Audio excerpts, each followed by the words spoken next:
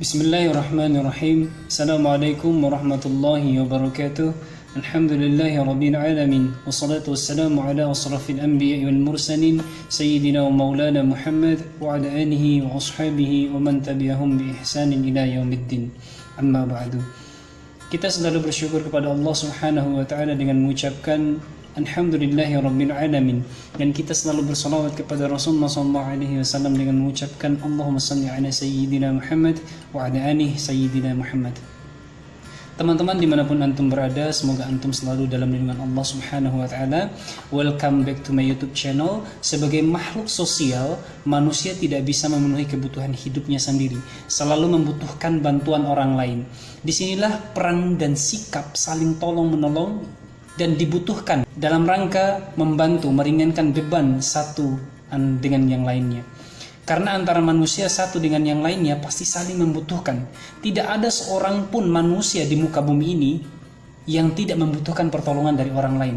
Maka sangat tidak pantas bila seseorang memiliki sifat sombong di dalam dirinya dan merendahkan orang lain karena merasa dirinya lebih mulia, karena pada hakikatnya kita semua adalah makhluk yang Islam sangat menekankan kepada umatnya untuk senantiasa tolong menolong kepada sesama. Tak peduli apa sukunya, apa rasnya, apa agamanya. Sudah banyak contoh dari Rasulullah SAW tentang bagaimana beliau membantu orang yang membutuhkan pertolongan tanpa melihat latar belakangnya, rasnya, sukunya, agamanya. Misal saja kisah tentang kebaikan Rasulullah SAW kepada wanita buta Yahudi yang setiap hari selalu mencaci maki Rasulullah SAW. Dan saya tidak perlu menceritakan hal itu, teman-teman sudah pasti tahu bagaimana ceritanya. The question is, apakah Rasulullah SAW pada saat itu marah? Tidak, teman-teman. Malah Rasulullah SAW berbuat baik kepadanya. Jika kepada non-muslim saja kita tetap diperintahkan untuk berbuat kebaikan, apalagi terhadap sesama muslim, tentu seharusnya lebih diketatkan lagi. Dalam beberapa hadis Rasulullah SAW memberi sebuah ilustrasi tentang bagaimana seharusnya kebersamaan dan persatuan sesama muslim itu dibangun dengan sikap saling tolong menolong.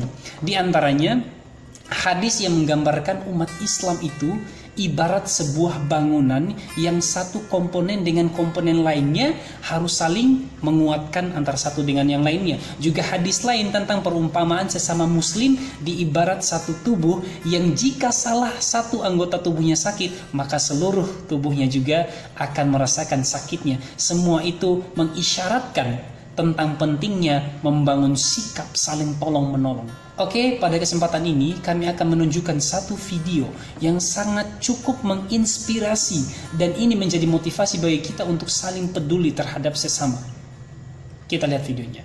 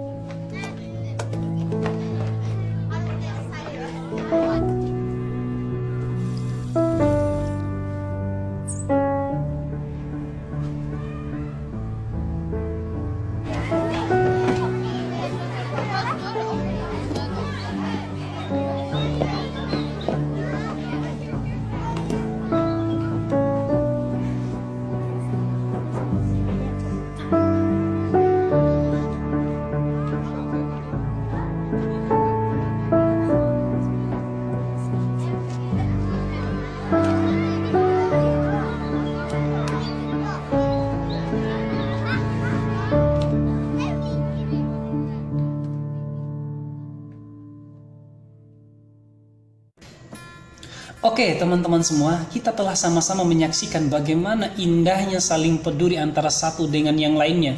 Ketika sahabatnya yang satu atau orang terdekatnya mungkin merasakan kesusahan, maka teman yang lain saling membantu. Bahkan yang dibantu pun tidak merasa terhina ketika dibantu karena dilakukan dengan cara yang baik. Kenapa saya sampai menyinggung dilakukan dengan cara yang baik? Karena ada juga yang terkadang iseng buat video, memberikan bantuan kepada orang lain namun direkam dan dimasukkan ke kontennya.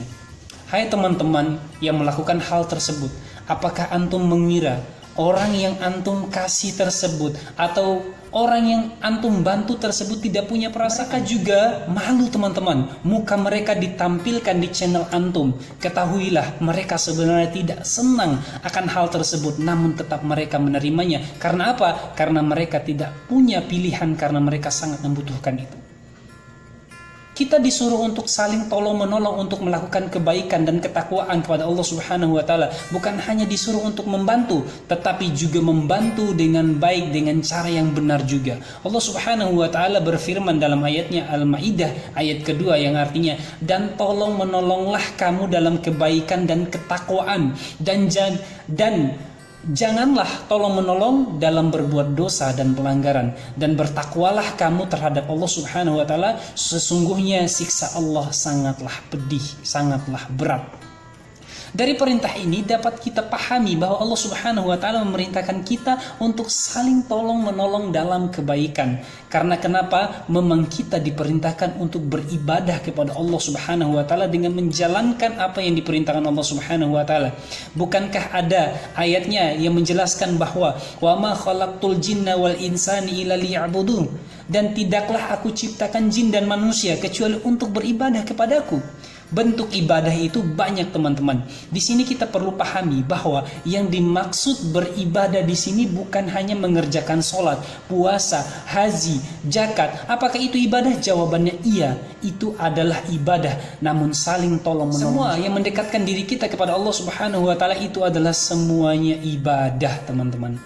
Teman-teman, marilah kita menjadi khalifah di muka bumi ini dengan menjadi khalifah yang selalu saling tolong-menolong dalam kebaikan, seperti membantu teman-teman kita atau saudara-saudara kita yang membutuhkan bantuan dari kita.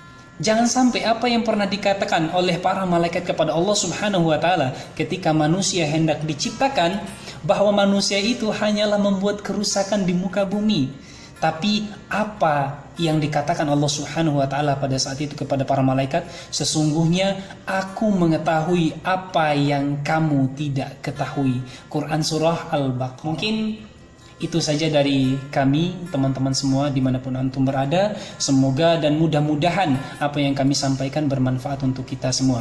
See you next time. Assalamualaikum warahmatullahi wabarakatuh.